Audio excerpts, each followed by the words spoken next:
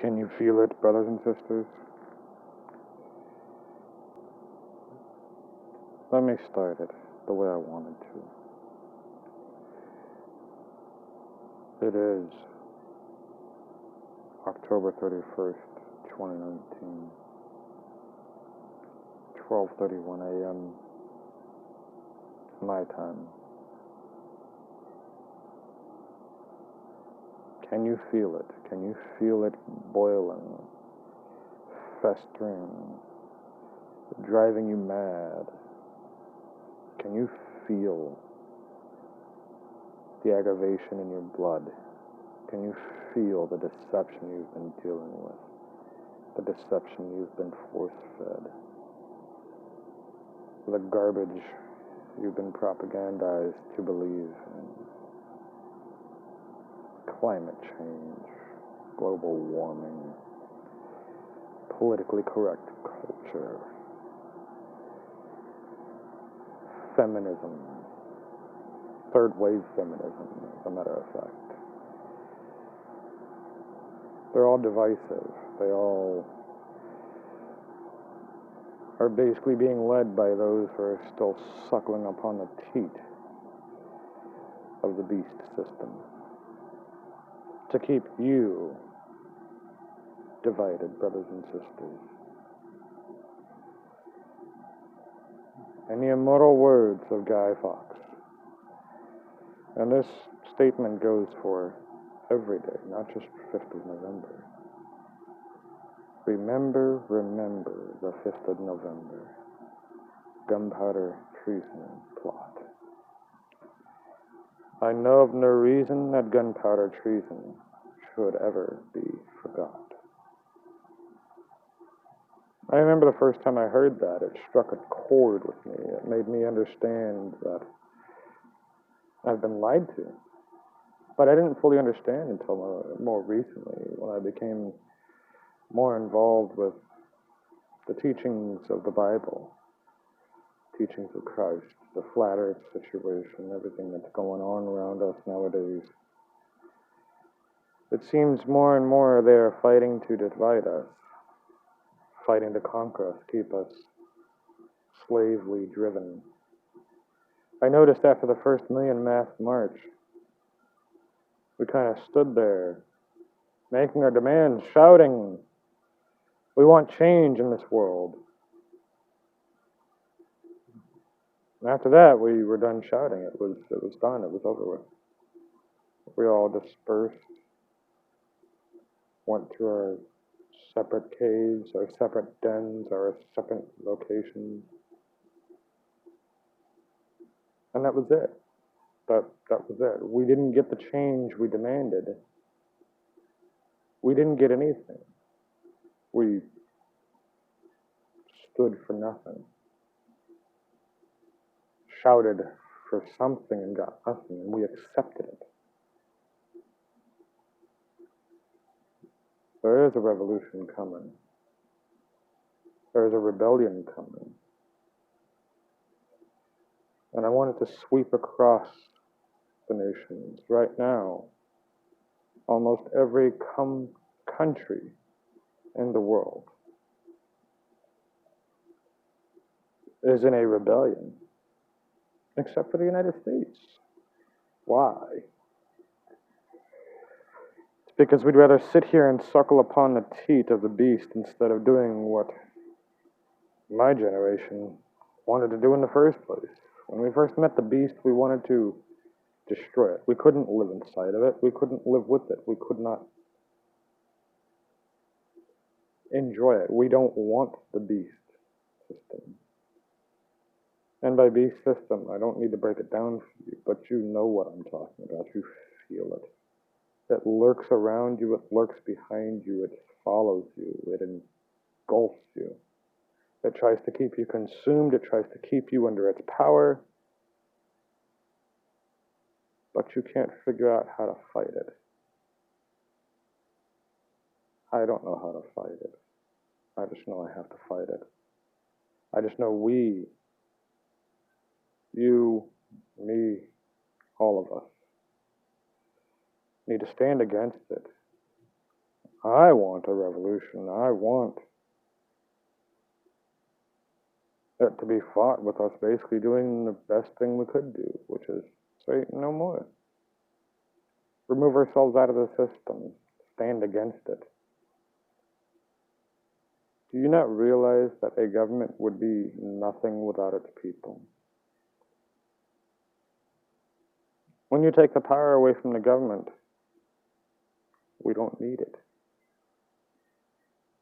The biggest thing we would need is the ruling of common sense and logic, which would be written in the Bible. And it is written in the Bible. I don't care what you think. I don't care what you say about it. Basic instructions before leaving Earth is what the acronym for the Bible actually stands for.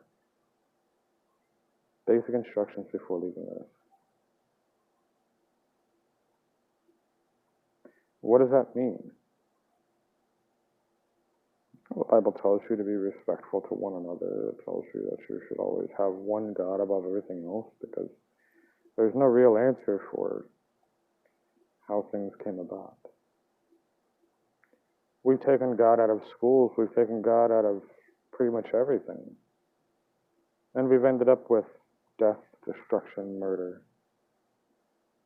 School shootings are on the rise. Children who are innocent being bullied to the point where they want to take a gun to their classmates because they can't handle it anymore. That's not what it was like before I was born. Before I was born, children were going to school with gun racks in the car. Didn't bother anybody. Yeah, there was mandatory shooting training. There was mandatory gun safety training. There was mandatory target practice. And this was in school. So when you were in high school, you drove up with your truck with your gun rack on the back window, learning how to fire a gun, learning how to respect one another. And nobody started anything with you because you were standing right next to them learning target practice. They also prayed in school. Nowhere in the history of biblical scholarly will you ever find separation of church and state. No one has ever really said separation of church and state, except for some liberal cuck who wanted to destroy society. And it's working. It's working tenfold. Day after day, we're poisoned.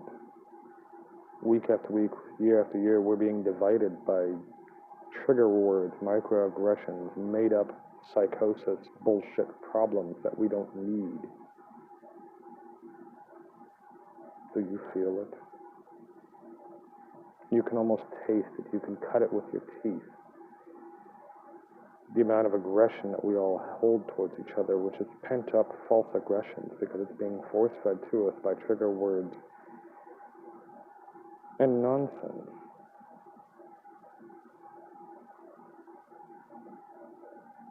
I work in a business where it's multiculturalism. I personally am not a very PC person, as you could tell. I don't care about the fact that you want to be a woman. You can't. Genetically, you can't. Sure, you can cut off your genitalia and have a new piece made, but are you going to suffer as a woman with menstrual cramps and a period? Are you going to bleed for 7 days? Are you going to bloat? No. You'll still be a man. Still have testosterone raging through your system. I don't care if you're effeminate. It doesn't matter to me. You can answer to the Lord for that one. That's not my call. I'm digressing on this situation. What I'm trying to get at is the fact that we, as a society, have been dealt a shitty hand. And I do apologize for the amount of foul language I am placing in this video.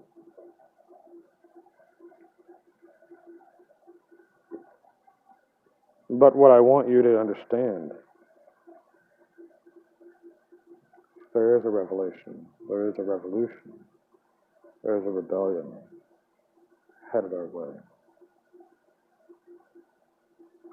And I've come to the conclusion that I may have to be the one to lead it because no one else wants to stand up.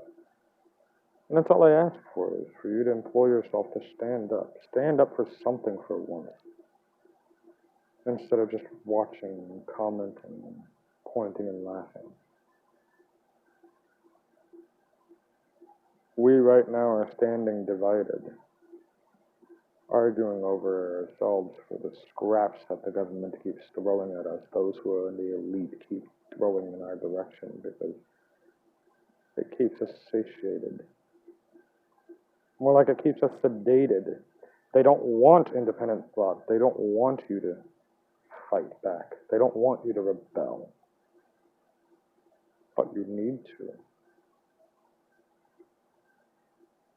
It's human nature.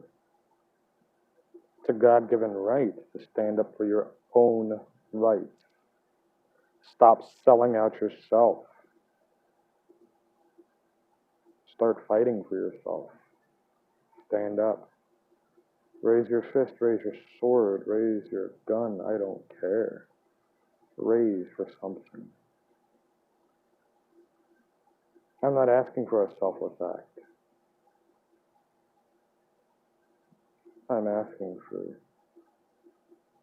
you to rebel with me. I was told by a friend a long time ago of a prophecy he had, a vision he had. He first met me and he looks at me with a very strange look in his eyes and he goes, "You were standing on top of a hill with a sword, hair blowing in the wind, face full of, beard full, and as you can tell, it's not me yet. But you were leading a rebellion. You were leading the rebellion." I had always had visions of this vision myself. I just didn't understand it. And then somebody else comes along and tells me it without me saying a word to them. What does it mean?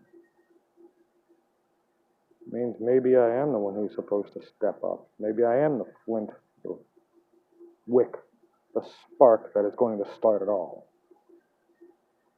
Or maybe I am one of the two witnesses that Jesus Christ is going to be sending down here to breathe fire upon men who disagree. I don't know. But I, for one, am drawing the line. When they threw that young child inside of the UN meeting, the G20 summit, that young climate girl, Geeta. Her words, "How dare you," were so well scripted it was laughable. She has been fed so much garbage and propaganda that she believed it. She was scared into standing up there and giving that speech for her 5 minutes of fame. I don't care about fame. I don't have an ego to speak of. I don't have an arrogance about me anymore. I gave that up a long time ago. Been homeless. I've been unemployed. I've struggled. Just as you. Everyone out there has their struggles. But the government's not going to fix our situation. They're only going to make it worse. They want to subjugate you. They want to keep you divided. Because if you're fighting amongst yourselves, you can't fight against them. You can't see what's truly going on. And they don't want you to. They want to poison you. They want to destroy you. And they don't want you to know the truth. They will reach their goal of making this planet at only 500 million people. That means 3/4 of the earth has to be wiped out with a famine, a disaster, like they're doing right now. But here's the other part they didn't tell you. This was all foretold in Revelations. That's right, of the Holy Bible. I'm not talking about the King James Version. That one's too watered down and full of mediocrity. I'm talking the original Bible versions that were brought out before the King James Version. I can't really name them right now. That's not important. The Word of God has told us about a lot of this stuff, and they don't want you to know. Because it's not for you to know, remember? You're a serf. You are a peasant. They want you to bow to them. They don't want you to stand up for yourself. They want you to stay weak, broken, scared. I'm tired of being scared. I've been scared my whole life. When they use children to try and propagate their agenda, to try and push their propaganda upon you, that should irritate you, that should frustrate you, that should make you angry, that should get you to rise up. It is our time to rise up. We can't stand back anymore and just go, let the next generation handle it. That's what our generations before us, our predecessors, allowed. Why do you think they were called the silent generation? The baby boomers were the ones who were the conceited, arrogant jerk sticks that allowed this to happen in the first place. They were the ones who came into technology along with Gen X. Turns out, yeah, I'm a millennial. I'm Gen Next, not Gen X.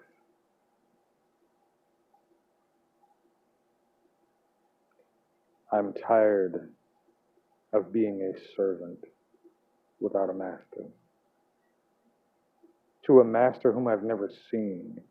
How is it that my child being born into this world, your child being born into this world, costs $6,000? To whom? We are born with debt that we don't actually owe. Who do we owe for our servitude? Who do we owe for our existence? We only owe one person. And that person is of principality and spiritual. That's God. That is the Almighty Jesus Christ, who gave His life and sacrificed His blood for us.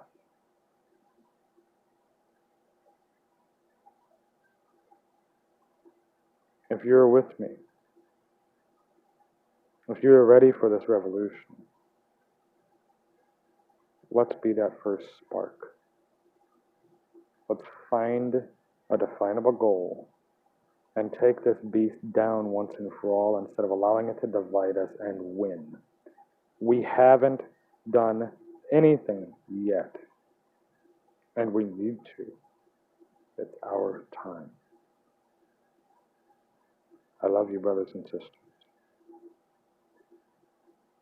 I'm hoping this message starts to reach people, starts to allow the world to see the truth, starts to wake people up to what's really going on. We have technology at our fingertips, and yet we're still so lost. Somebody needs to step up and guide all of us. And I've got a burning feeling it's going to be me standing on that hilltop with the sword resting upon my shoulder, waiting for the other rebellion, waiting for all the others to come. We are going to march. We're not going to fire a single shot, but we are definitely going to make the loudest noise ever.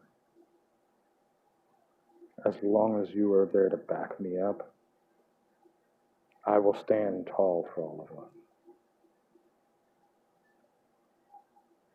God bless you. Good night.